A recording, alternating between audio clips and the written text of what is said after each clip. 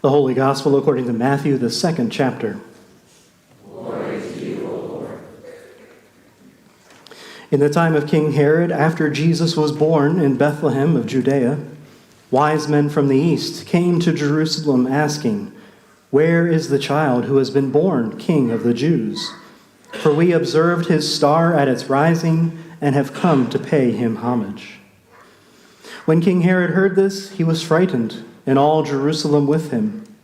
And calling together all the chief priests and scribes of the people, he inquired of them where the Messiah was to be born. They told him, "In Bethlehem of Judea, for so it had been written by the prophet. And you, Bethlehem, in the land of Judah, are by no means least among the rulers of Judah.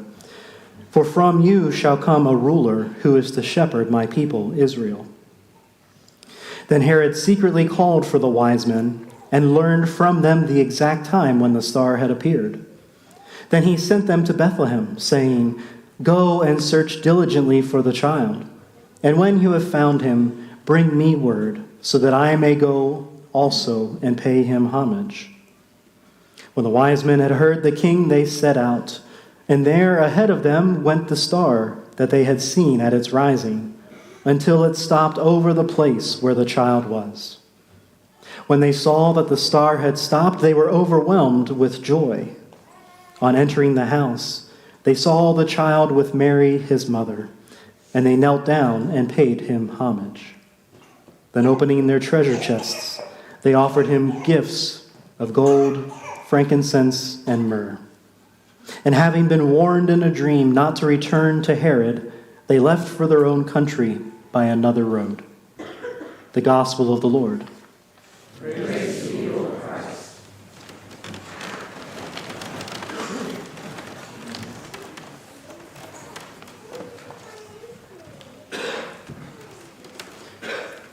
Do you ever worry? No? Oh, good. Amen. No, okay, so your worrying is over because the Christmas season is over, right?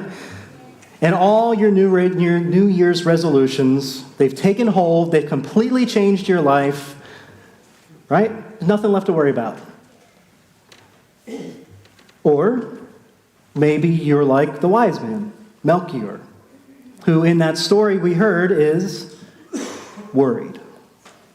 What's he worried about? Well, pretty much everything, it seemed, right? He was worried about this dream of a dangerous man and a perilous journey. He was worried about following a star and possibly getting lost. He was worried about not having enough water or food, or being safe in the desert, or leaving his father behind, a father whom he helps care for. All right, I can relate to all that. Worrying about every single thing. Worrying about doing hard things. Worrying about everyone else. Do any of you relate to that? As I've read this children's story over and over again, I wondered if the book had been titled wrong. Because to me, instead of being the worried wise men, it felt like it should have been called the terrified wise men. Because after a while, Melchior sounded more afraid than worried, right? He was afraid of defeat. He was afraid of the danger that surrounded him. He was afraid of disappointment. And as I got to thinking about this, probably too much, I began wondering what the difference was between being worried and being afraid. Or if there even was a difference between them. So to try to figure it out, I turned to the Google, my trusty source of information. And in doing so, I received an abundant amount of answers on the topic, and it even added more words like anxiety and stress to the already complicated worried and afraid. But after reading through some of these definitions and these descriptions, I realized that, this is hard. I realized I was wrong. I know, I couldn't believe it myself. No, I'm always wrong. No, so I found this chart, this one definition that had all the definitions. It said that worry is repetitive negative thoughts, where fear is the sense that reacts to real threats. Okay, so kind of thoughts of worry versus actual threats. The result that comes from those feelings is that worry causes us to try and solve problems and analyze solutions, where being afraid results in this focus or attention to that threat that you're facing. Okay? So the wise man in our story, well, he didn't really have a real and present threat that he was facing. He was being urged in a larger sense to go on a journey and accomplish a task, and that worried him. The journey was going to be hard, and the task may not be accomplished, but he was still, in all of that, he was encouraged to move forward. Right? Who was he encouraged by?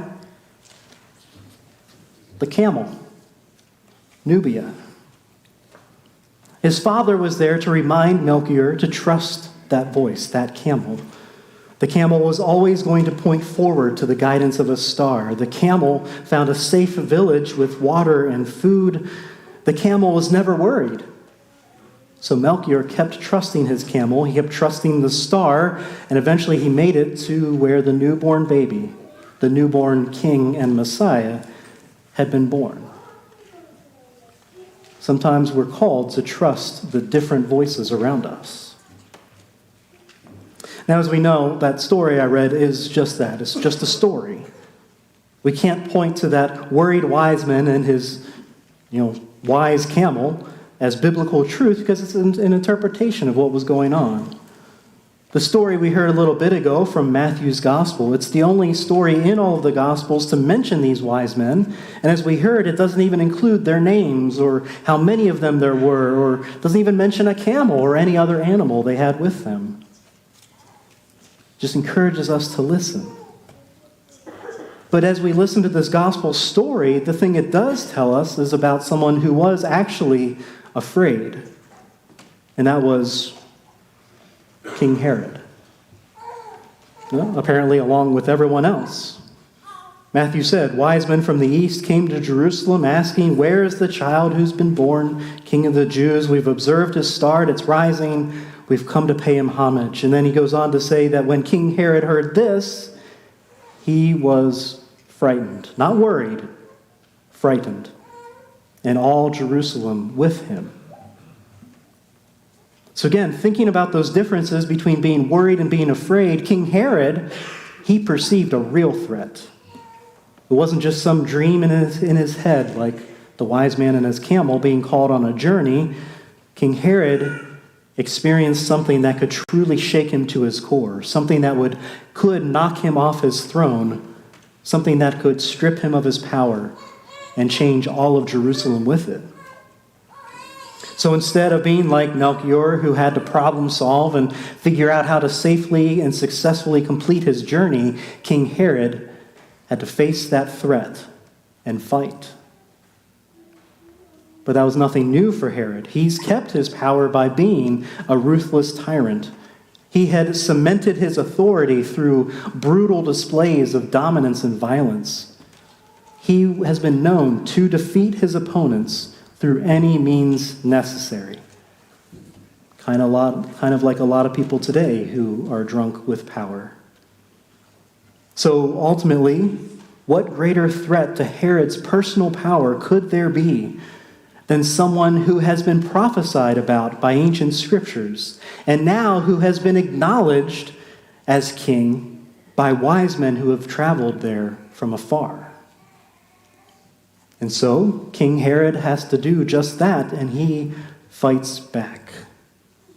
And the people of Jerusalem were also afraid because they knew what Herod could be capable of. And then we hear what he's capable of. The verses that follow this gospel story, well, they aren't often read in Christmas worship services, and we don't put them in the Christmas pageants, because the verses that follow tell us that once King Herod realizes that the wise men haven't come back, and they aren't coming back, Herod is infuriated, and he sends his army into Bethlehem and all around Bethlehem with the orders to kill every and any child under the age of 2. I don't know why we don't hear that during Christmas. Keeping power through any means necessary. But as we know, God is more powerful. God sends an angel of the Lord to warn the Holy Family, telling them to escape to Egypt and hide until this rampage is done. And that rampage only comes to an end at Herod's death. And we have these wise men. They were probably not even Jewish. It's believed they came from a vastly different land and most likely were priests in a completely different religion altogether. They were the ones who showed up seeking the child and bringing gifts. And not just the gifts of gold and frankincense and myrrh that we hear in the story, them presenting to the Christ child. They bring the gifts of revelation, the gifts of Epiphany, the gift of declaring for all the world to know just who this child actually is. Again, a voice pointing to God that we may not otherwise have listened to. And those gifts they give of revelation and epiphany and declaration, those are gifts we still receive today. So let's go back to that first question I asked. Do you ever worry?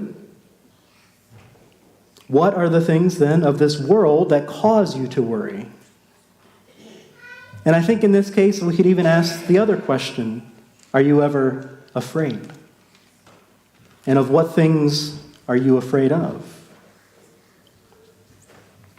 Now, I know here in this pattern, we are back to the beginning of Jesus' story once again. Back to his birth and his arrival into this world.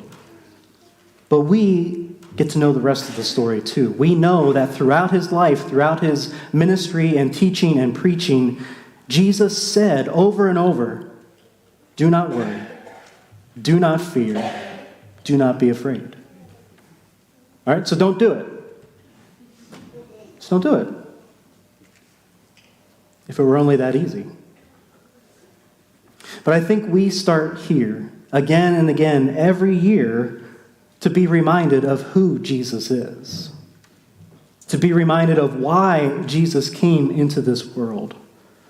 To be reminded that he has come to upset the dangerous powers of this world, and in its place proclaim peace and love and joy and hope. In all that we do, we are called to look for the light that shines in the darkness, the star that can guide the way. We are called to listen to the voices around us, voices that are often very different than us, but voices that can bring encouragement and insight. We are called to know the gift that God has given us, so that we know that we are never alone, even in our worry and even in our fear. The prophet Isaiah proclaimed to a people who had just been returned to their home. He said, "Arise, shine, for your light has come, and the glory of the Lord has risen upon you."